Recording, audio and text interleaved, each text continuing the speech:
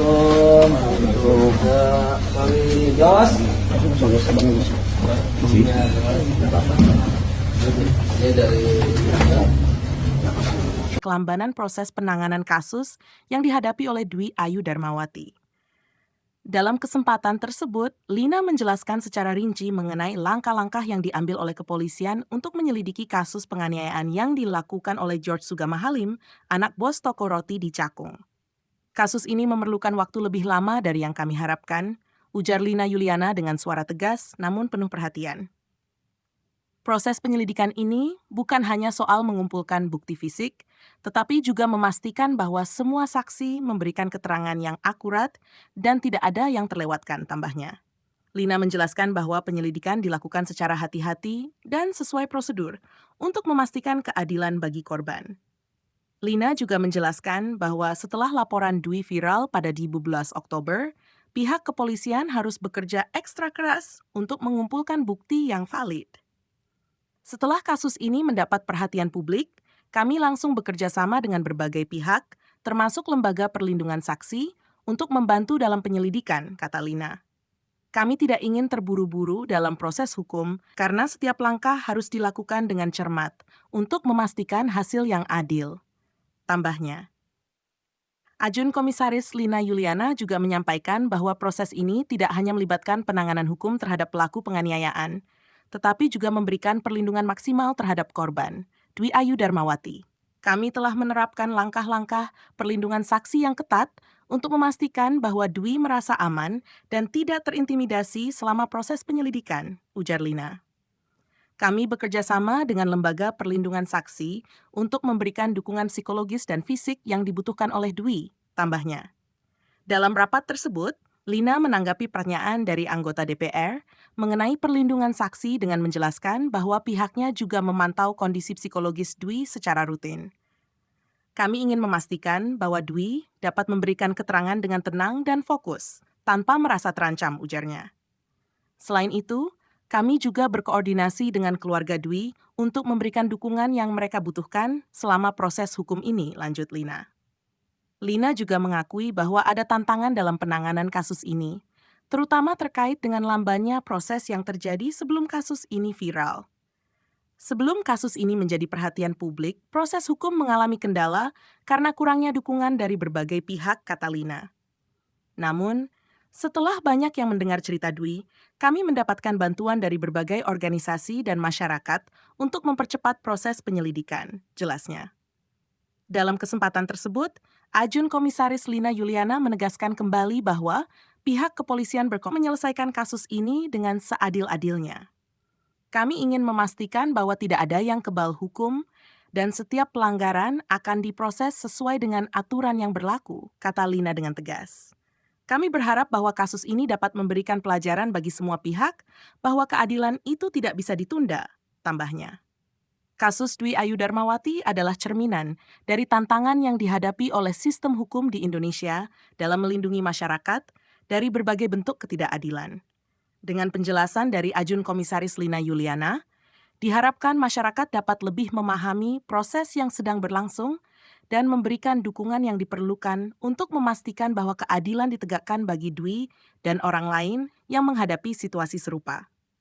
Setelah peristiwa tragis yang dialami oleh Dwi Ayu Darmawati, banyak yang berharap agar kasus ini bisa menjadi titik balik untuk perubahan sistem yang lebih baik. Bukan hanya bagi pekerja di sektor informal seperti toko roti, tetapi juga untuk memastikan bahwa hukum benar-benar bisa melindungi masyarakat dari penipuan, penganiayaan, dan ketidakadilan. Dwi tidak hanya menghadapi serangan fisik dari GSH, anak bos toko roti, tetapi juga harus menanggung beban mental yang luar biasa akibat penipuan oleh pengacara yang tidak bertanggung jawab. Kasus ini menunjukkan betapa rentannya masyarakat kecil terhadap eksploitasi di berbagai tingkatan.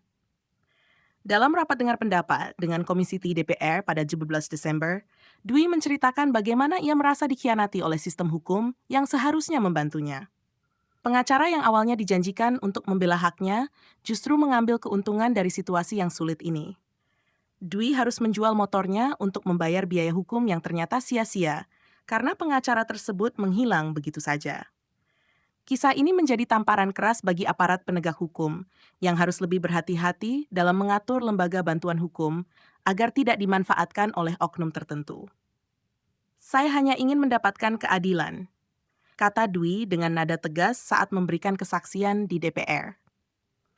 Tidak seharusnya ada orang yang harus menjual harta benda hanya untuk mendapatkan perlindungan hukum yang seharusnya mereka dapatkan secara gratis atau terjangkau, tambahnya. Kejadian ini menunjukkan perlunya transparansi dalam sistem bantuan hukum dan perlindungan pekerja.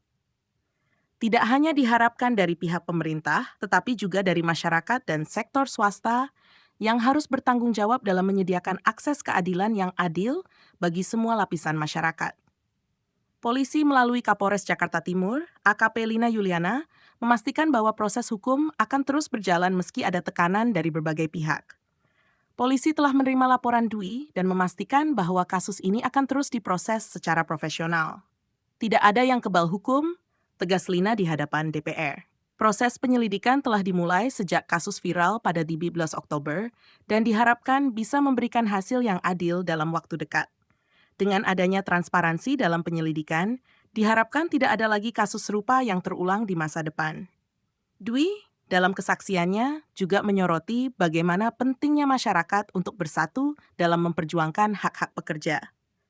Kasusnya bukan hanya tentang kekerasan fisik, tetapi juga tentang bagaimana orang kecil bisa ditipu oleh orang yang seharusnya melindungi mereka. Dwi meminta agar pemerintah memperkuat regulasi terhadap praktek pengacara yang tidak bertanggung jawab, agar tidak ada lagi masyarakat yang terjebak dalam situasi serupa. Saya tidak ingin ada lagi yang seperti saya, yang dianiaya dan ditipu, ujar Dwi dengan mata yang berkaca-kaca. Dwi berharap bahwa kasusnya bisa membuka mata masyarakat dan pemerintah untuk melakukan perubahan yang lebih baik dalam melindungi hak-hak pekerja. Kasus ini adalah bukti bahwa perubahan perlu dilakukan bukan hanya pada level hukum, tetapi juga pada level kesadaran masyarakat untuk saling mendukung dan melindungi satu sama lain. Dwi Ayu Darmawati adalah wajah dari perjuangan panjang yang masih harus dilalui oleh banyak orang lain di Indonesia. Kasusnya mengingatkan bahwa keadilan bukan hanya tentang hukum yang ditegakkan, tetapi juga tentang bagaimana sistem tersebut bisa benar-benar berfungsi untuk melindungi masyarakat dari segala bentuk ketidakadilan. Dwi berharap agar kasusnya tidak menjadi sia-sia, tetapi menjadi awal dari perubahan yang lebih baik untuk semua pekerja di Indonesia. Setelah kasus Dwi Ayu Darmawati mendapat perhatian luas di media dan masyarakat, banyak pihak yang mengupayakan agar kasus ini tidak hanya berhenti di proses hukum semata, tetapi juga sebagai pelajaran untuk melindungi hak-hak pekerja. Dwi menjadi korban penganiayaan oleh George Sugama Halim, JSH, anak bos toko roti di Cakung, Jakarta Timur. Namun, setelah menerima perlakuan kejam, Dwi juga menghadapi masalah lebih besar ketika ia tertipu oleh seorang pengacara yang kabur setelah mendapatkan uang dari keluarganya. Dalam rapat dengar pendapat RDP di Kompleks Parlemen Senayan, Jakarta, pada Selasa 17 Desember, Dwi mengungkapkan betapa ia merasa dikhianati oleh sistem hukum dan juga oleh seorang pengacara yang seharusnya membantunya. Awalnya, Dwi dibujuk oleh pengacara yang mengaku berasal dari lembaga bantuan hukum resmi. Namun, setelah menerima uang untuk biaya proses hukum, pengacara tersebut tidak bisa dihubungi lagi. Keluarga Dwi merasa tertipu dan merasa sangat tidak berdaya karena tak hanya menghadapi ancaman dari GSH, tetapi juga harus mengeluarkan uang yang besar tanpa hasil yang jelas. Saya hanya berharap keadilan. Tidak ada yang tahu perjuangan saya sampai menjual motor keluarga untuk biaya hukum, ungkap Dwi dengan nada getir. Kasus ini menunjukkan bagaimana lemahnya perlindungan hukum terhadap masyarakat kecil dan juga bagaimana sistem bisa disalahgunakan oleh oknum yang tidak bertanggung jawab. Dwi terpaksa menjual motor satu-satunya untuk membayar biaya pengacara yang seharusnya bisa diandalkan, tetapi malah meninggalkannya dalam kegelapan.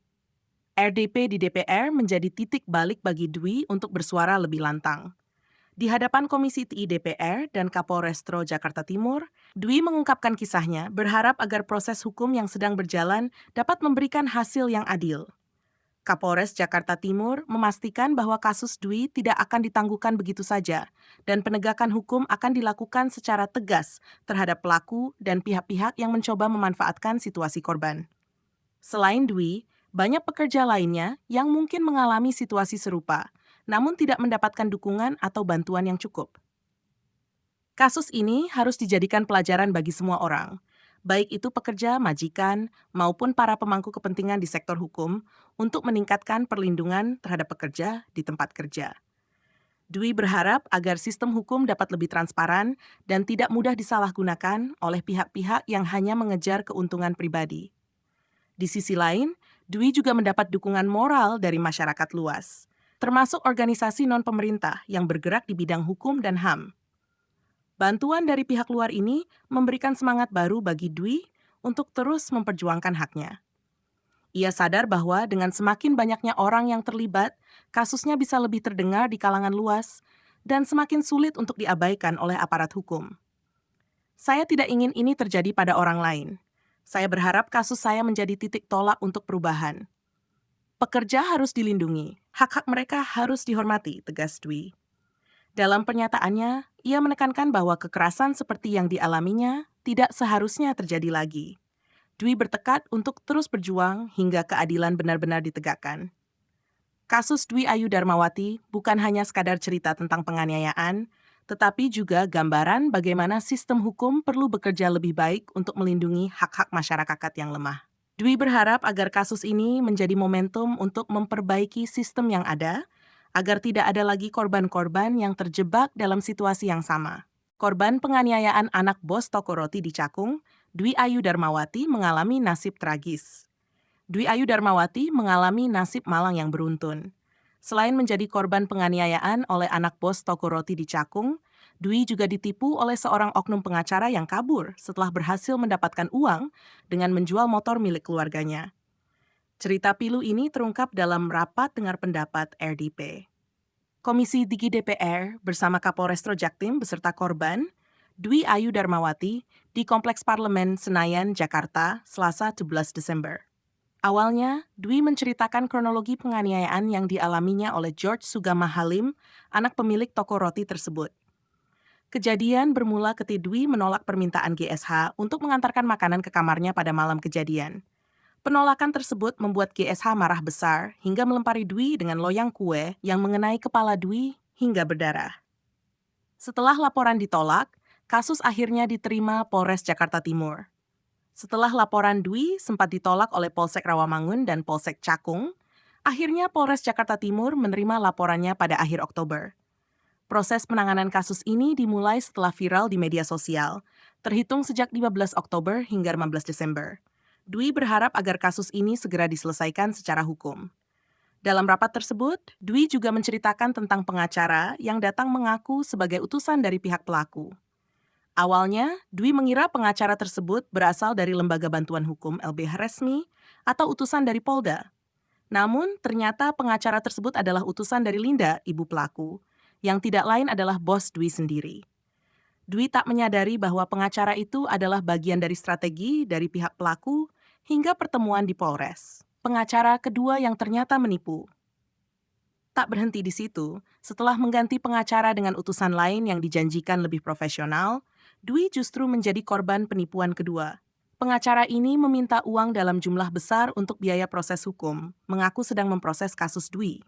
Namun, setiap kali Dwi menanyakan perkembangan kasus, pengacara tersebut selalu memberikan jawaban yang samar dan menjanjikan bahwa semuanya sedang dalam proses.